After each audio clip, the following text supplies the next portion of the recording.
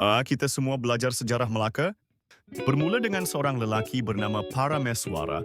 Dia dikatakan lari dari Temasek. Nampak? Seekor pelanduk sepak anjing lalu menubuhkan Melaka. Tapi adakah cerita ini lengkap? Adakah benar tiada apa-apa berlaku sebelum Parameswara datang? Dalam video ini kita akan kupas siapa Parameswara sebenarnya. Siapa yang berlaku di rantau ini sebelum tahun 1400? Adakah Melaka benar-benar lahir dari Pelando? Awin the way yang tersimpan pada sekaya ini. Sejarah bukan sekadar nama dan tarikh. Ia tentang kuasa, perdagangan, agama dan siapa yang menulisnya. Parameswara memang tokoh penting. Menurut sejarah Melayu, dia adalah anak raja dari Palembang, keturunan Sriwijaya, yang lari ke Temasek, Singapura hari ini, kemudian ke Muar, dan akhirnya ke Melaka. Tapi jangan lupa Palembang adalah bekas pusat kerajaan Sriwijaya, empayar maritim besar di Asia Tenggara sejak abad ke-7 lagi. Sriwijaya menguasai laluan laut Selat Melaka selama ratusan tahun. Mereka bina pelabuhan, hub perdagangan, malah ada hubungan diplomatik dengan India dan China. Bila Sriwijaya runtuh, kekosongan kuasa berlaku. Beberapa tokoh termasuk Parameswara cuba bina kuasa baru. Melaka adalah salah satu hasilnya. Jadi bila kita kata Melaka bermula dari kosong, itu tak tepat. Ia sebenarnya sambungan sejarah besar yang jarang dibincang. Sebelum Parameswara tiba, kawasan sekitar Melaka bukan kawasan kosong. Ia sudah menjadi laluan penting pedagang dari India, China, Arab dan Jawa. Malah, rekod dinasti Ming dari China mencatat bahawa kapal-kapal dagang telah berlabuh di pesisir barat Semenanjung. Tanah Melayu sejak abad ke-13. Terdapat komuniti nelayan, pelaut dan pedagang tempatan. Beberapa tempat seperti Klang, Kedah dan Pancur sudah ada aktiviti komersial. Nah, jadi bila Parameswara pilih Melaka, itu bukan kebetulan. Riasan adalah keputusan strategik pelabuhan. Semula jadi, terlindung dari monsun dan dekat dengan laluan perdagangan antarabangsa.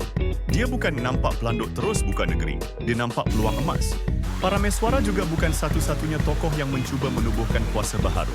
Dalam tempoh yang sama, wilayah seperti Majapahit di Jawa dan Ayutthaya di Siam turut berkembang.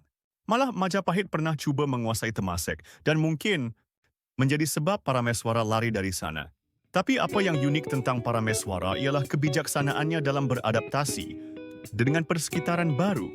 Menurut catatan Portugis Tomé Pires, dia membina hubungan dengan orang tempatan, mengawal laluan sungai dan menarik pedagang untuk berlalu. Ada juga yang mengatakan dia memeluk Islam kemudian, walaupun perkara ini masih diperdebatkan. Apa yang pasti dalam masa kurang 50 tahun, Melaka dari tapak kecil menjadi pusat dagang terpenting di rantau ini. Jadi, apa peranan Islam dalam pembangunan Melaka? Islam bukan sekadar agama rasmi. Ia adalah alat diplomasi dan ekonomi. Pedagang Muslim dari Gujarat, Yaman, dan Pasai membawa bukan sahaja barang dagangan, tetapi juga ilmu, bahasa dan budaya. Dengan Islam sebagai identiti baru, Melaka dapat akses lebih luas ke dunia Islam. Jaringan pedagang, sistem undang-undang syariah, hubungan dengan kerajaan Islam di luar. Ini meningkatkan kredibiliti Melaka sebagai pelabuhan yang stabil, adil dan teratur. Ia juga menarik lebih banyak pedagang bukan hanya Muslim, tapi juga dari China, India dan Eropah. Kita juga perlu sebut tentang hubungan Melaka dengan China. Rekod sejarah China menunjukkan bahawa Laksamana Cheng Ho jengha singgah di Melaka pada awal abad ke-15. Mereka bukan sahaja berdagang tetapi juga menjalin hubungan diplomatik. Empayar Ming mengiktiraf Melaka sebagai kerajaan sah dan memberi perlindungan dari ancaman Siam dan Majapahit. Bayangkan dalam masa beberapa dekad, Melaka bukan sahaja stabil tetapi juga dilindungi oleh kuasa besar seperti China. Ini bukan hasil satu pelanduk.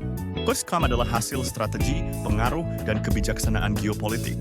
Tapi kenapa kita jarang dengar semua ini di sekolah? Kerana sejarah sering diringkaskan. Kita suka versi yang mudah, senang dihafal. Parameswara nampak pelanduk tubuhkan Melaka. Padahal sejarah sebenar jauh lebih kompleks dan menarik. Bila kita buka lembaran sejarah secara mendalam, kita lihat Melaka bukan permulaan tapi kemuncak tradisi maritim Melayu. Banyak tamadun dan pengaruh yang bercampur. Setiap keputusan Parameswara adalah hasil strategi, bukan spontan. Bila faham semua ni, kita tak lagi rasa Melaka datang dari langit. Bagaimana ini ubah cara kita pandang sejarah? Pertama, kita mula hargai kesinambungan. Melaka bukan tiba-tiba muncul, ia hasil kesinambungan. Dari Sriwijaya, Pasai, Temasek dan lain-lain. Cuma seakan kita lihat sejarah bukan dalam silo tapi dalam konteks global. Melaka wujud kerana dunia waktu itu Bergerak perdagangan, agama, kuasa, semuanya saling berhubung. Dan ketiga, kita mula persoal apa lagi cerita yang belum diceritakan. Siapa tokoh-tokoh selain Parameswara? Apa berlaku kepada masyarakat tempatan sebelum dan selepas Melaka? Apa yang tertinggal dari catatan asing yang belum kita tafsirkan? Jadi bila kita kata Melaka, bermula dengan Parameswara, itu hanya satu bab dari buku sejarah tebal.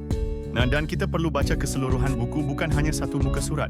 Melaka adalah hasil jaringan maritim sejak berabad.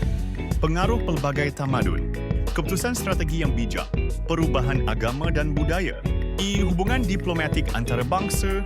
Parameswara bukan pahlawan ajaib, tapi pemimpin strategik yang tahu apa yang dia buat.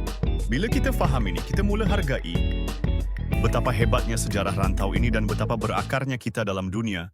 Kesimpulan, Melaka bukan bermula dari kosong.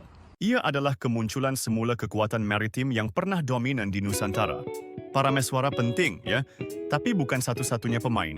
Melaka menjadi besar kerana ia sambung tradisi, bukan cipta baru.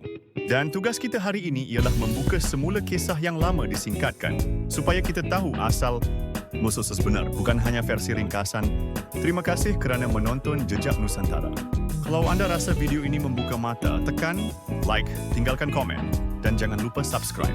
Sampai jumpa di episod seterusnya di mana sejarah tidak pernah membosankan.